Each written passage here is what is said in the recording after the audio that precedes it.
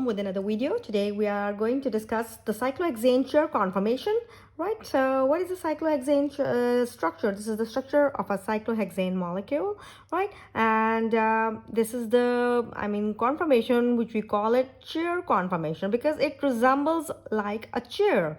If a man is sitting over it, this is the place where is his shoulders and head could be placed. This is the place where he can rest his rest of the body, and his legs can be over this place, at this place. So this slightly looks like a chair. Well, whereas now if you come to the chemistry of this compound, now you can see here there are different substituents that are attached to this cyclohexane chair, right? So now some are towards the upper side, some are lower, some are again up, some are down, some are up, some are down. So we call them axial and equatorial hydrogens. Now why we call them axial and equatorial hydrogens, this is what I'm going to discuss today. I'm Professor Dr. Moina Akhtar Mughal from Dr. Mchem Institute of Chemistry, University of St. Jamshur, and I'm very much here to make you understand this wonderful topic called cyclohexane.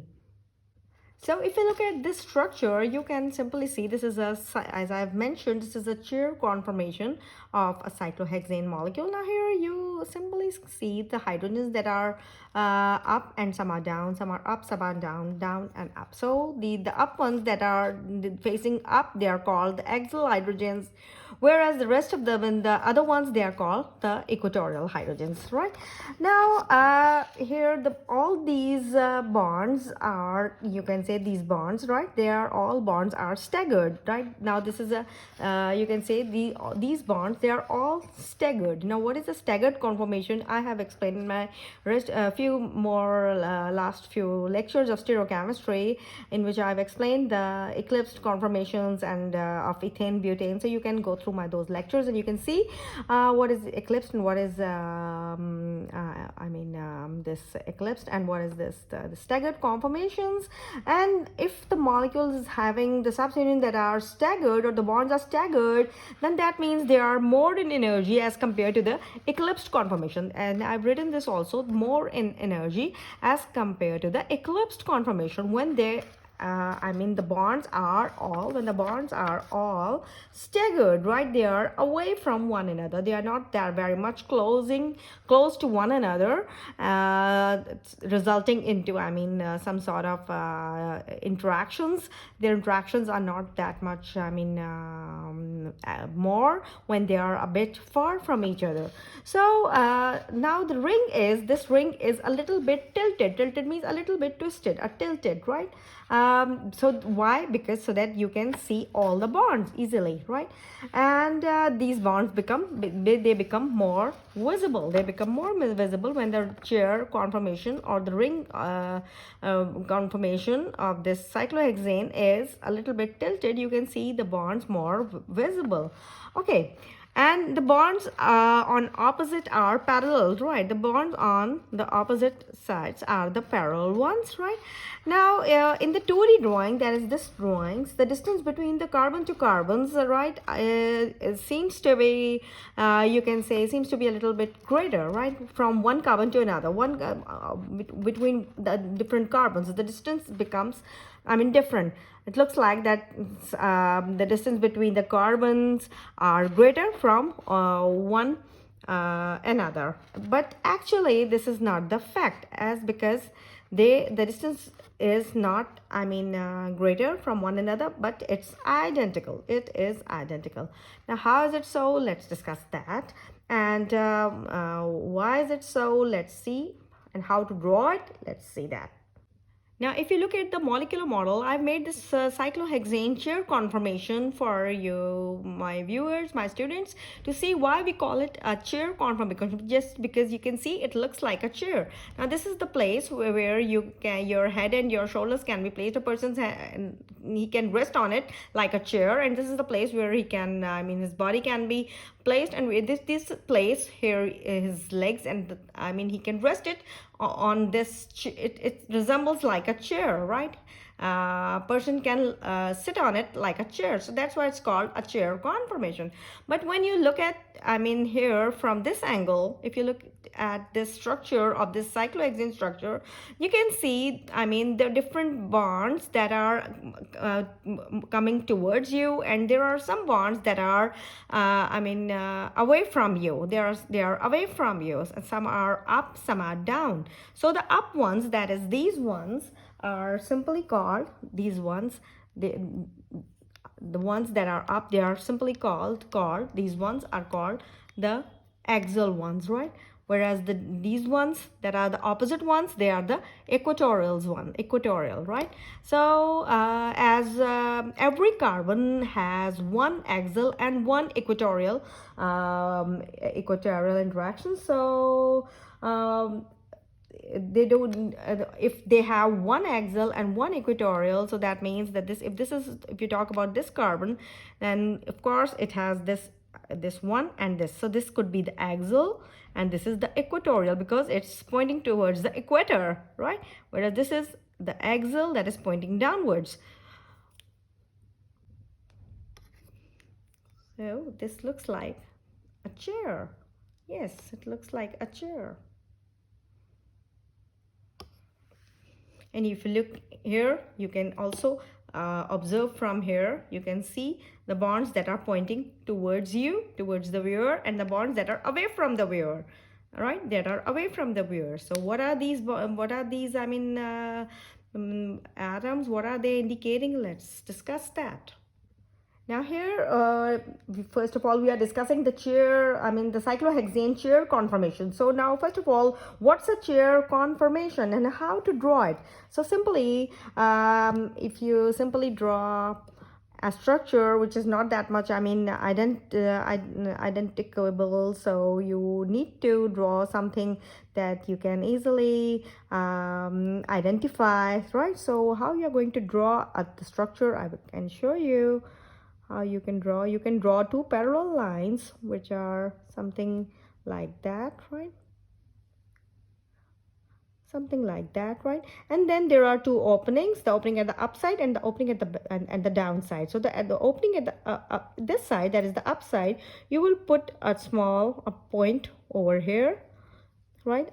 A dot over here, and the opening at this side, you're going to again put a small circle or a point over here. Now you're going to connect these lines. Maybe I'm not that good in drawing, but yes, I will try to show you how you can make a chair structure. Well, this looks like a bit, the chair conformation. It looks like a bit like a chair conformation, right? So now here, this is it and this point. Now these both, they represents the carbons, one at this side and the one over here, right? And they might be having the substituents, right? So now here in this structure, if these two are the carbons, the rest of the carbons, you can assume that one carbon would be here, one would be here, one here, one here, and one here, right? So now you have this chair-like a structure, so you can easily figure out which carbon is facing up and which carbon is facing down. And so let's, first of all, draw the substituents, right? So if the substituents would be like that, up, right? And if it would be like that, down, down, then up, then again up, and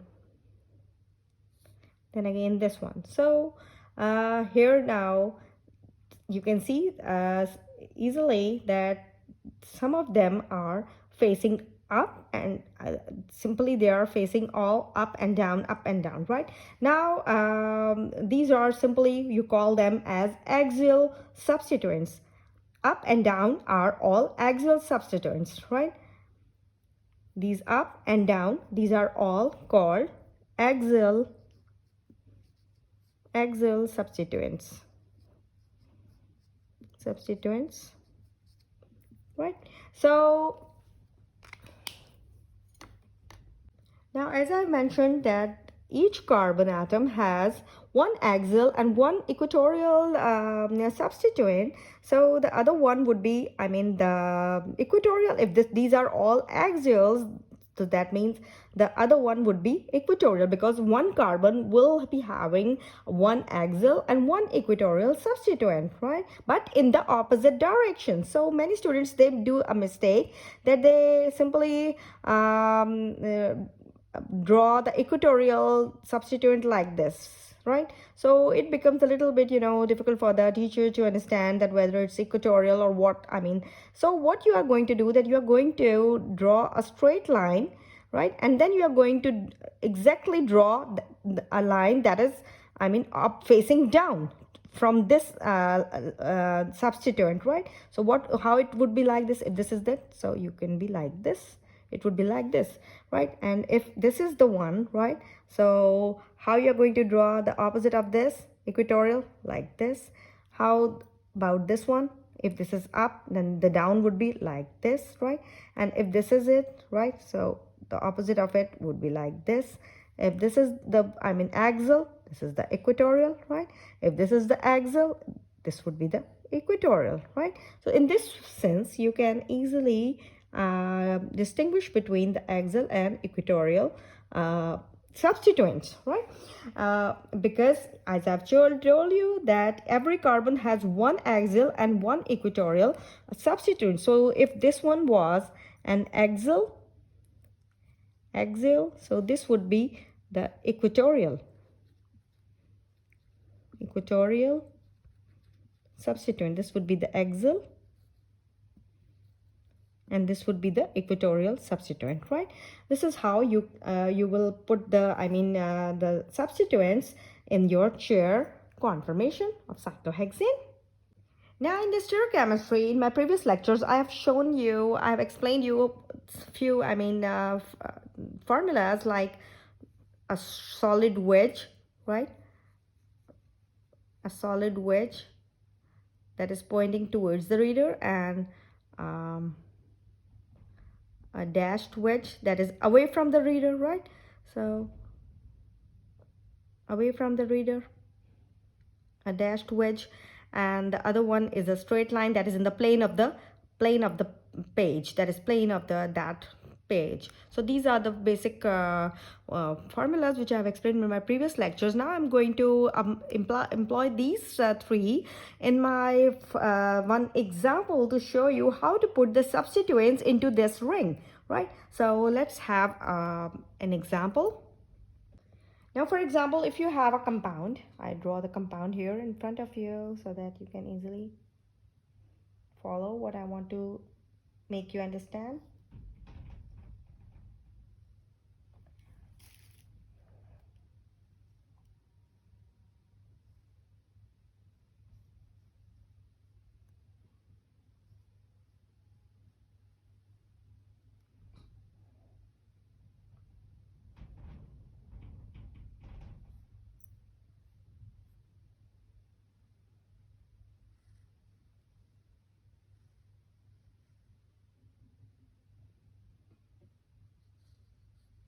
Now there are three groups attached to this ring. This is a ring, right? So there are three substituents that are attached to this ring, that is OH, CH3 and Br. Now if you have to put these substituents on this ring form, how you're going to convert it, how you're going to number and do it. So first of all, you need to number your this ring, right? So start numbering the ring here. Let's number it. If we start numbering from number 1, without putting anything in our mind that why, or if we are if we are following some rule without putting any thing in our knowledge, like that you are following some sort of rule. If you just randomly number them like this, number 1, this methyl carbon number 1, then this is number 2, right? Then this one is number 3, this one number 4, this one number 5, and this one number 6, right? So let's put these substituents at the right places on this chair, right? So now here again you are going to number them, right? So let's number it from here. If you start numbering from here, this is number 1, right? Number 1, then number 2, then number 3, number 4, number 5. So just randomly we are doing it, right? And then number 6, we are numbering it. Okay, so now I'm going to put the substituents here, and I will make you understand that how to use these formulas, these signs, that is the strong wedge, dashed wedge, and how to use these to put our substituents onto this chair conformation. Now I want one more thing to again remind you that this solid wedge means that this is simply, it conveys or it refers to up, right? Whereas this dashed wedge, it refers to down, up and down, because we are now going to put the substituents and we have the bonds. Some of them are up, some are down. So now we are going to put these substituents.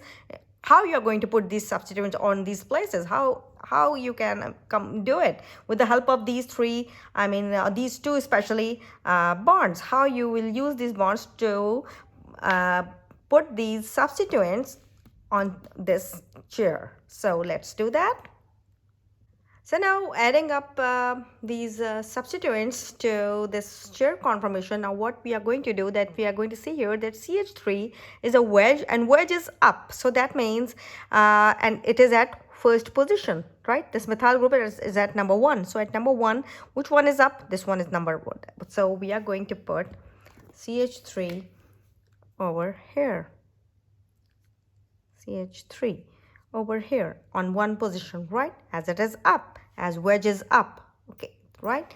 Okay, then number 2 is bromine. That is this one, right? Bromine is up. Again, it's a wedge and it is up, right? So is on number 5. So where is number 5? 1, 2, 3, 4, and 5. It is up, right? Here. So we are going to add bromine over here.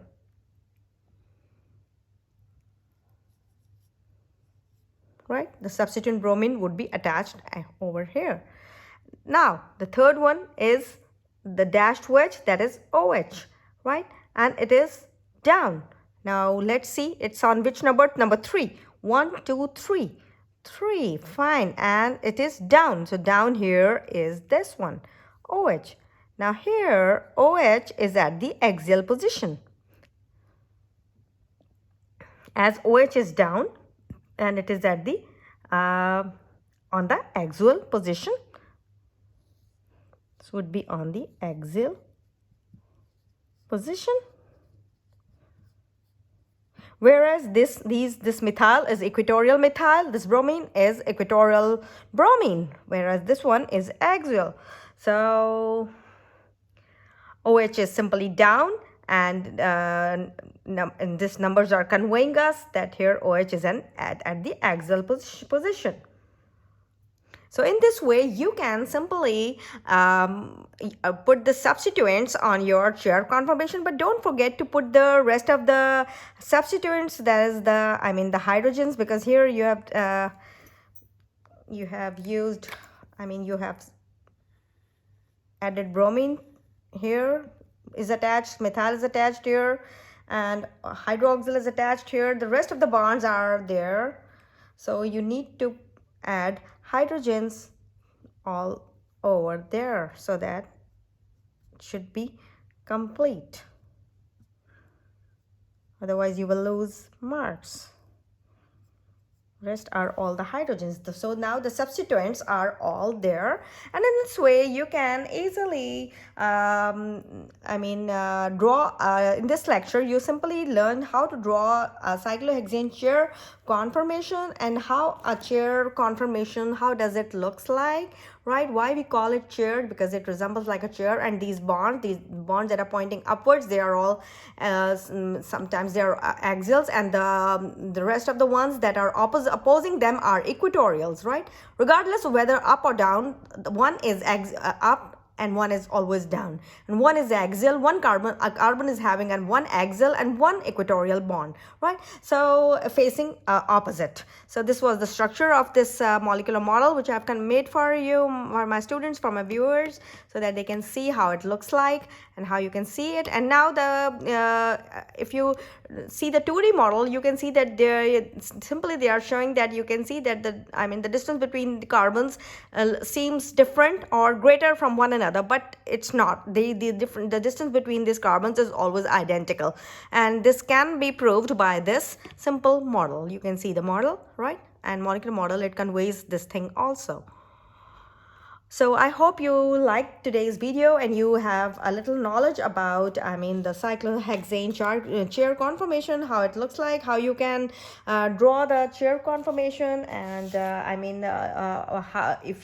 you have come to know that these bonds are all staggered and they have more energy than the eclipsed ones. When eclipsing is there, the energy gets lower, so now they are more energetic, and the ring is a little bit tilted so that the bonds can be shown to you, and I've shown you with the help of a molecular model. And I've explained you what are axial bonds and what are equatorial bonds, and how you can simply put a substituent on the ring, on this, simply on the chair conformation. When it attains the shape of a chair, how you can add the substituents here easily. So I hope you like today's video and you understand it nicely, and it will help you out in your exams or in your vivas or in your MCQs, whatsoever. Your concept would be a little bit clear. So hope to see you again with some other interesting video. Thank you so much.